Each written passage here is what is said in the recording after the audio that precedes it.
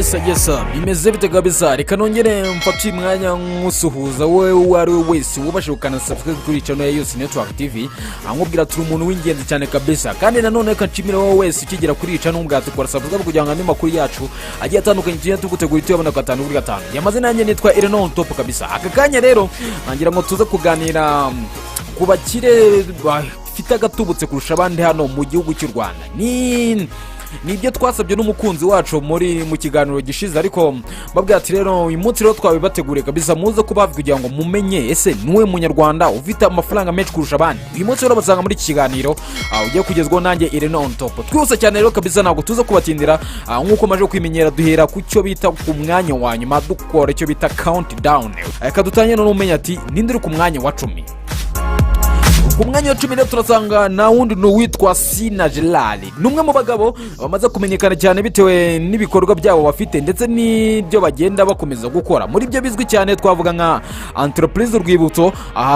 Ni ikigo kinini cyane kabisa, dore ko iki kigo kabisa cyashinze mu myaka myinshi ishize. Ni ikigo mu gihe byo bagenda bakora byamenyekanye cyane, ni bimwe agashya akarusho akabanga n'urusenda rw'akabanga kabisa, ngira ngo benshi baruzi, ndetse n'amadiva yagiye atandukanye. Uyu mugabo Sina Gerard ni umuhinzi wabigize umwuga ndetse akaba ari n'umworozi wabigize umwuga, aho nakubwira yuko Sina Gerard ari we mukire uruta ku mwanya wa 10 muri top 10 y'abakire bakizeho hano mu Rwanda, dore ko afite akayabo gasaga dore note of yiwe cyo nakubwira nuko afite akayabo gasaga miliyoni 34 z'amadolari y'Amerika. Ni Sina Gerard. Tumanutse rero ku mwanya wa 9. Ku mwanya wa 9 turasanga uyitwa Twahirwa Dodo.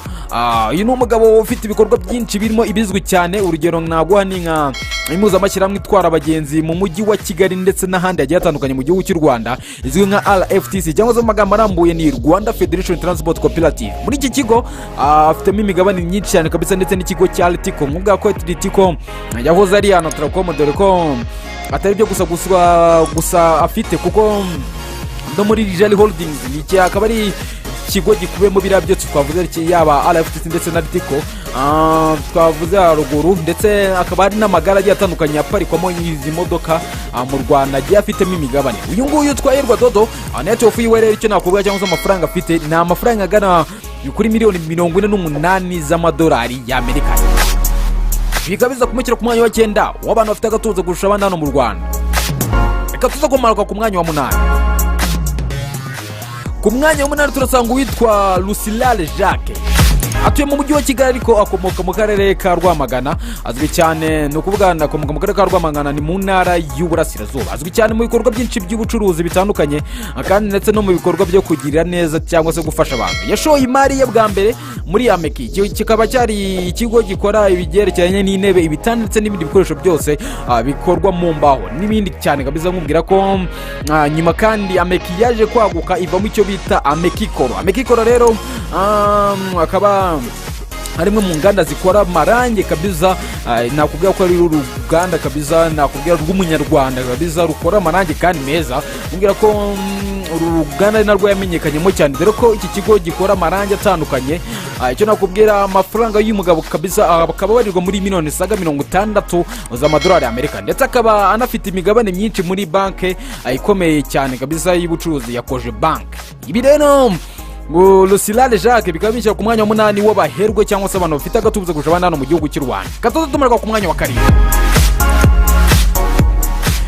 Ku mwanya wa 7 turasanga umuryango wa nyakwigendera Berite Makuza. Uyu muryango wasigaranye ibigo bikomeye nka Rwanda Fomo, bafite kandi imigabane myinshi muri banki y'ubucuruzi ya Koje Bank, ndetse n'inyubako ndende mu mujyi wa Kigali izwi nka Makuza Peace Plaza, ndetse ari n'inyubako navuga ngari cyane mu Rwanda kandi nziza, dore ko yuzuye itwaye akayabo gasaga miliyoni 40 z'amadolari y'Amerika. Ni ukuvuga rero turebeye hamwe n'indi mitungo bagiye bafite kabisa. Uyu muryango wa Berite Makuza ukaba ufite amafaranga agera kuri miliyoni 75 z'amadolari y'Amerika. Niza kumukira ku mwanya wa 7 w'abaherwe bafite agatubutse kurusha abandi hano mu gihugu cy'u Rwanda. Turaza tumanuka ku mwanya wa 6. Ku mwanya wa 3 wasanga ndi turasanga witwa Mugisha Joseph. Uyu mugabo icyo nakubwira afite ikigo cy'ubwubatsi cya Fair Construction, ibigo by'amashanyarazi ndetse n'amazi agiye afitemo imigabane muri ibi bigo. Umugabo icyo nakubwira akaba we amafaranga afite cyangwa se net worth y'ikuihagaze akaba afite cyangwa se abarirwa muri miliyoni zisaga 150 z'amadolari y'Amerika biza kumushyira ku mwanya wa gatatu w'abagabo bafite agatubutse kurusha abanana mu gihugu cy'u Rwanda. Turaza kumanuka ku mwanya wa gatanu. Ku mwanya wa gatanu harinde turasanga ubitwa Hatari Sekoko yamenyekanye cyane kubera inyubako ndende ya Kigali City Tower. Iyi ni tower nini cyane kabisa dore ko iyi nyubako kabisa nakubwira ko nditawa kabisa nagasongero mu mujyi wa Kigali dore ko ari inyubako ndende cyane nta muntu utazi kesti kabisa. Yashoboye kandi mu nyubako za downtown harimo na gare yaho no kuvuga muri downtown zira nyubako zari mu mujyi bikaba bivuga yuko nawe rero yagiye ashoramo imigabane cyane kabisa uyu mugabo Hatari Sekoko ndetse afite n'imigabane muri hoteli y'inyenyeri 5 ya Kigali izwi nka Marriott Hotel. Iyi ni hoteli nziza cyane kabisa abantu benshi b'abanyamahanga baza basohokeramo dore ko uyu mugabo Hatari Sekoko naho agiye afitemo imigabane. Hanyuma amafaranga ahagaze icyo nakubwira nuko ahagaze amafaranga agera kuri miliyoni 235 z'amadolari y'Amerika biza kumugera ku mwanya wa gatanu w'abahirwe dufite hano mu gihugu cy'u Rwanda. Turaza kumanuka ku mwanya wa kane. Ku mwanya wa kane turasanga witwa Gatera Egide. Kimwe mu byo yashoyemo amafaranga ni nka Societe Petrol du Rwanda cyangwa se izwi cyane nka SP.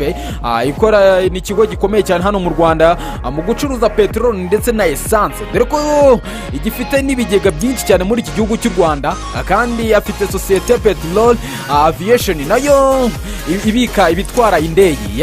Icyo nakubwira kandi uyu mugabo yanashoye imari muri Rwanda Mountain Tea akaba aho ufite ingana nyinshi zitunganya ikawa yerekezwa mu mahanga no kuvuga ikawa y'u Rwanda kandi afite Prima Insurance ni ikigo cy'ubwishingizi gikorera hano mu Rwanda kandi kimaje kumenyekana. Icyo nakubwira kuri mugabo witwa Gatera Egide akaba abarirwa mu mafaranga agera kuri miliyoni 300 z'amadolari y'Amerika. Ni umukire kabisa. Ibi byose bigaza kumushyira ku mwanya wa kane w'abagabo bafite agatubuza kurusha abandi hano mu gihugu cy'u Rwanda. Gatuza kumanuka ku mwanya wa gatatu. Ku mwanya wa gatatu turasanga witwa Rujugiro Tribel Ayabatwa. Uyu mugabo nakubwira ko iri zina ry'uyu mugabo kabisa n'umwe mu bagabo bagiye bafatwa nk'abakire cyane hano mu Rwanda ndetse ubu hari na benshi bazi yuko Rujugiro we mukire wa mbere hano mu Rwanda ariko kabisa ndetse ari mu bakire ba mbere hano mu Rwanda. Uko ari kuza ku mwanya wa gatatu w'abagabo bafite agatubutse kurusha abandi hano mu gihugu cy'u Rwanda. Afite ibikorwa byinshi hano mu Rwanda by'ubucuruzi ndetse no hanze y'igihugu. Imwe mu nyubako z'i cyane ni Union Trade Center ndetse n'inzu yaratuyemo igikondo nini cyane kabisa. Afite uruganda rw'itabi ruzwi nka Pan African Tobacco.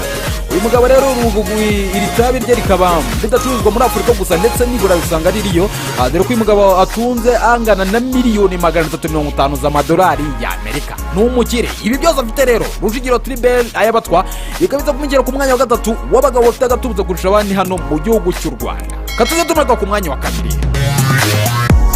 Ku mwanya wa kabiri haninde turasanga His Excellency Nyakubahwa Paul Kagame.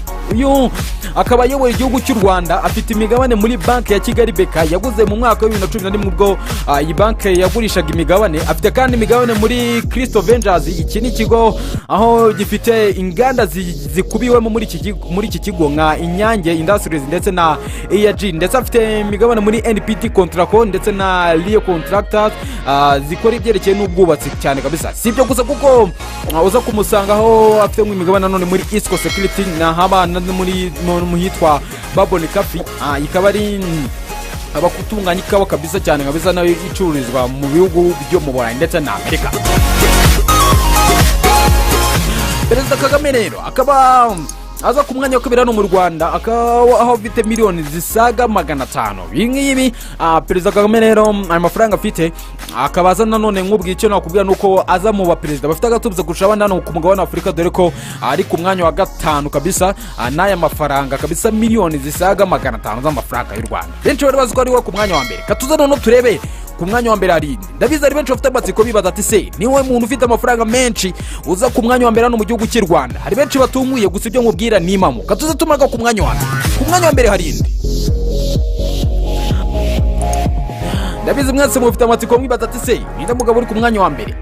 Ku mwanya wa mbere rero hari umuryango wa nyakwigendera Rwanda Niko Alexis. Uyu ni umunyarwanda avukiye mu Rwanda ariko yakunze kuba hanze cyane dore ko yize muri Congo ndetse akaba ariwe yanatangiye ibikorwa byinshi by'ubucuruzi n'amabizinesi ye. icyo nakuvuga kandi uyu mugabo yaje kwimukira muri Afurika y'Epfo. Uyu niwe watangije cyangwa se niwe watangije ikigo gikora telefone ngendanwa ahagana mu mwaka w'1987. Iki kigo cyitwa Telecel. Iki kigo rero cyatumye akira cyane ndetse niwe yagiye akora amafaranga menshi cyane. Nawe mu Nyafurika cyangwa se ni umugabo w'umunyafurika ubashije kwigondera kugura uruganda rukora imivinyo wa mbere mu hano ku mugabane wa Afurika. Mubwira ko uyu mugabo rero Rwayitare ni umukire, ni umuherwe kabisa, afite amafaranga menshi cyane kabisa. Uri kwibaza net worth ihagaze ite? Afite miliyari 3 z'amadolari y'Amerika. Ni amafaranga menshi cyane kabisa. Nkubwira ko afite amafaranga menshi cyane kabisa, miliyari 3 z'amadolari y'Amerika. Ni amafaranga menshi cyane kabisa. Nkubwira ko rero uyari woza ku mwanya wa mbere w'abaherwe dufite hano mu Rwanda kabisa. Nkubwira ati rero iki ni ikiganiro mwatugure nanjye rero top kabisa ku bwa yose Network TV. Mbabwira yuko ari kimwe mu byo twasabwe n'umwe mu bakunzi bacu batwandikiye. Nkubwira ko nawe ushobora kugira uruhare mu biganiro tugenda tugutegurira, ushobora gutanga igitekerezo inyunganizi cyangwa se icyo wakivuga ko twazagutegura ubutaha. Nta kundi rero bigenza, ushobora kubinyuza muri comment cyangwa se kubinyuza ku mbuga nkoranyambaga zacu, urugero nka Facebook ni yose Network TV, nanone kutwandikira ubinyujije kuri Instagram ni yose Network TV, Twitter nawo ni yose Network TV, maze ubundi twatubana buri gihe kandi kabisa. Mbabwira ati ni mwebwe dukorera kabisa, igitekerezo cyawe aba ari ingenzi cyane kabisa. Reka mugatire mukomeze mu gihe byiza. Mwari kumwe nanjye Enoto Bogomosi, mubabwira ati kora subscribe kuri channel yose Network TV kugira ngo ibiganiro ndetse n'amakuru yose ashyushye y'ubutaha ntuzayacikwe. Ibihe byiza kabisa, amahoro y'Imana bane namwe. Ciao ciao.